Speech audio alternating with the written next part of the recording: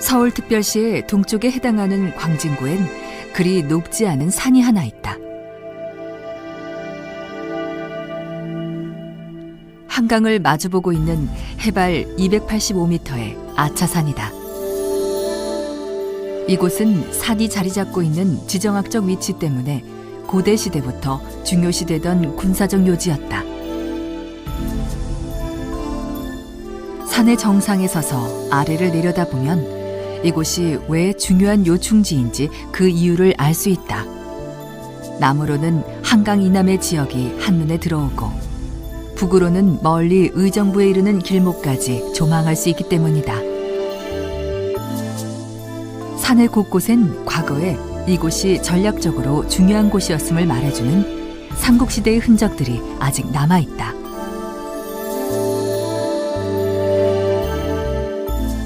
그중 대표적인 유적은 바로 화강암의 돌들로 튼튼하게 쌓여진 삼국시대의 성벽 아차산성.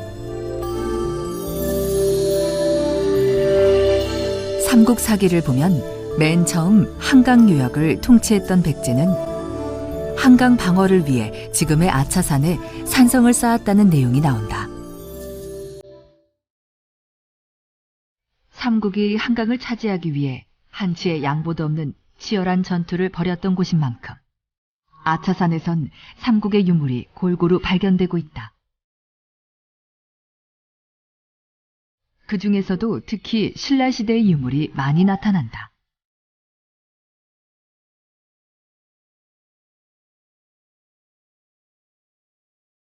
현재 남아있는 산성의 외벽 또한 신라시대 때 별도로 성벽을 쌓은 것이다.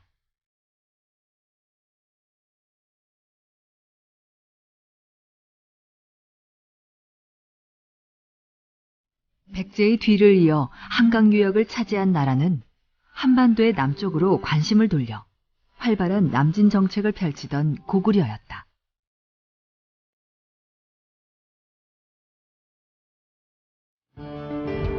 고구려 장수왕이 직접 군사 3만 명을 이끌고 와 백제의 수도인 한성을 공격함으로써 한성 백제의 시대는 막을 내리고야 말았다. 마침내 한강 유역을 자국의 영토로 만드는 데 성공한 고구려가 보다 강력히 한강을 수호하기 위해 취했던 행동은 무엇이었을까?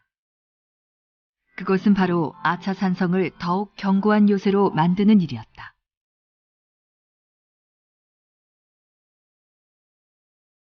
그 결과로 나타난 것이 아차산 곳곳에 병사들이 주둔할 수 있는 군사시설인 보루다. 보루는 산의 능선을 따라 약 500m의 간격을 두고 봉우리마다 세워져 있다. 이러한 고구려의 보루는 크게 두 가지로 나뉜다. 아차산의 능선을 따라 설치된 보루들과 용마산 능선을 따라 설치된 보루들이다.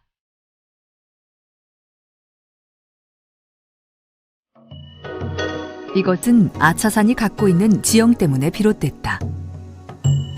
아차산의 능선에선 지형상 서쪽의 중랑천변을 조망하기가 어렵다. 반대로 용마산 능선에선 동쪽의 왕숙천변을 관찰하기가 어려운 단점이 있다.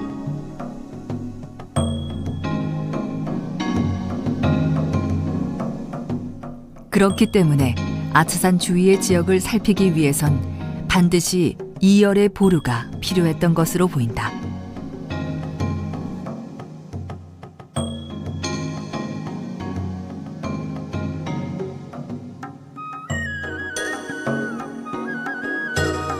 이처럼 고구려 보루는 완벽한 체계를 갖추고 세워진 군사시설이었다.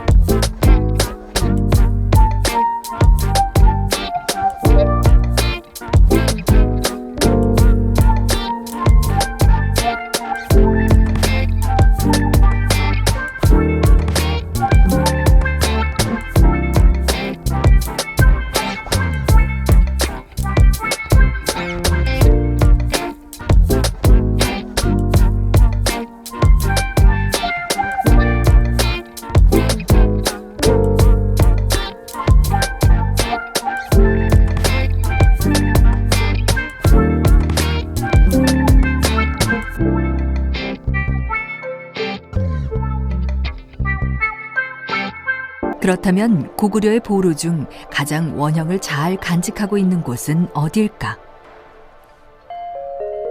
바로 아차산 제4보루다.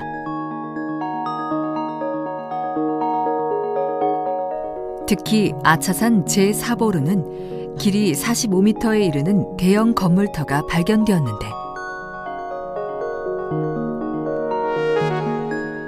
온돌방과 저수시설, 배수시설, 강당의 흔적들로 보아 상당한 규모의 병력들이 주둔했던 것으로 보인다.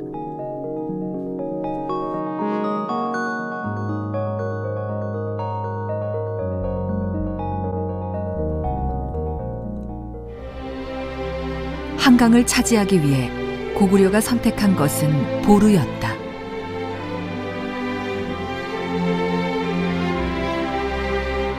그 덕분에 고구려는 70여 년 동안 한강의 패권을 차지할 수 있었다.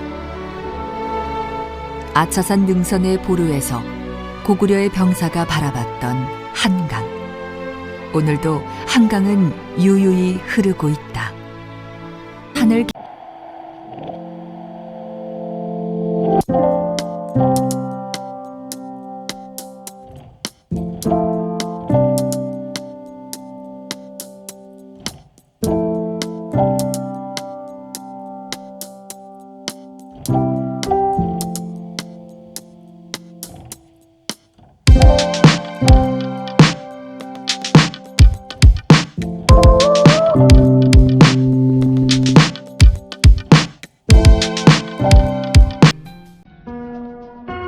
고구려군의 군사유적인 보루가 위치한 아차산.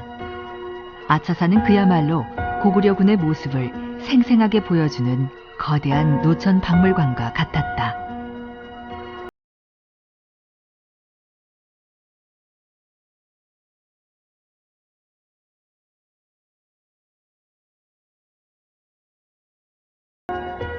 이곳에서 나온 유물은 투구를 비롯해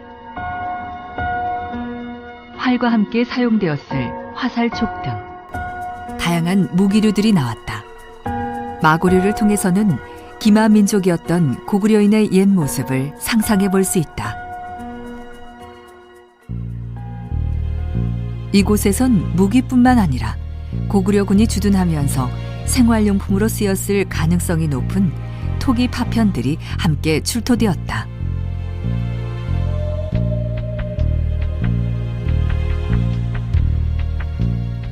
그 모양도 쓰임새도 다양한 토기들.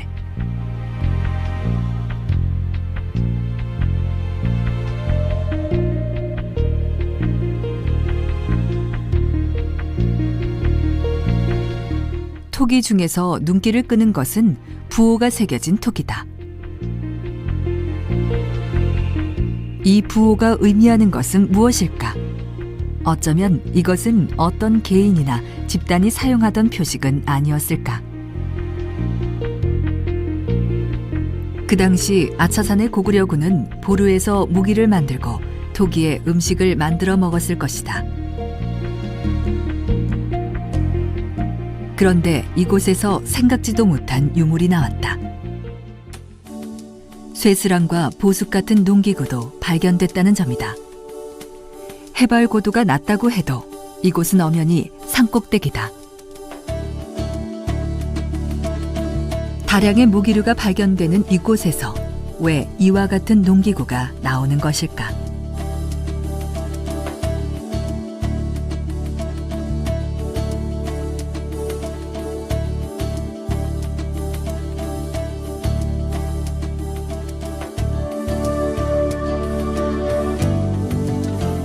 그 의문점은 아차산 제3보루의 발굴 작업이 진행되면서 풀렸다.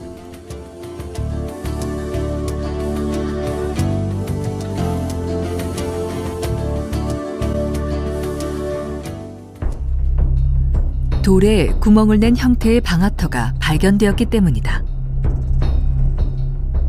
결국 고구려군의 보루는 단순한 군사시설이 아니었다. 보루는 많은 병사들이 거주하고 있었던 생활 공간이기도 했던 것이다.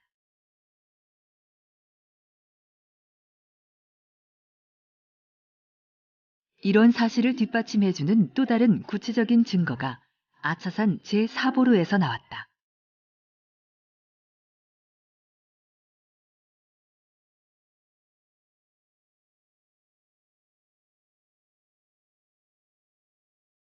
이 유적지에선 쇳물이 녹은 흔적이 보이는 온돌이 발견되었다.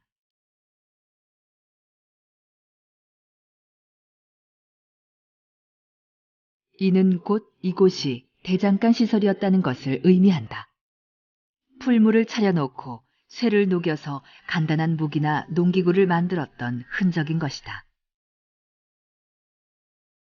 홍련봉 제2보루에서는 우물과 배수로, 온돌의 흔적들이 비교적 완벽한 형태로 남아 있었다.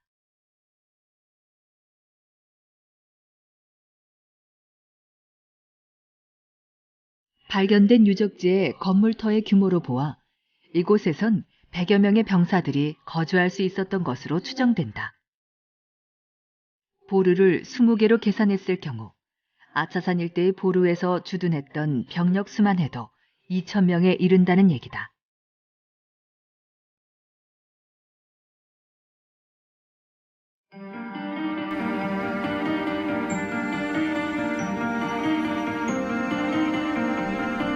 고구려 보루 중에서도 가장 흥미로운 사실을 보여주고 있는 보루는 홍련봉 제1보루다.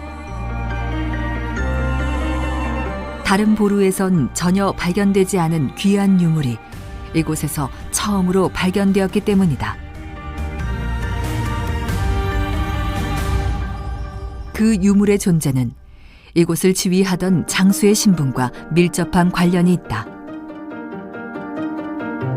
아차산 줄기의 남쪽 끝자락에 해당되는 이곳에선 수천 점의 기와가 발견되었다.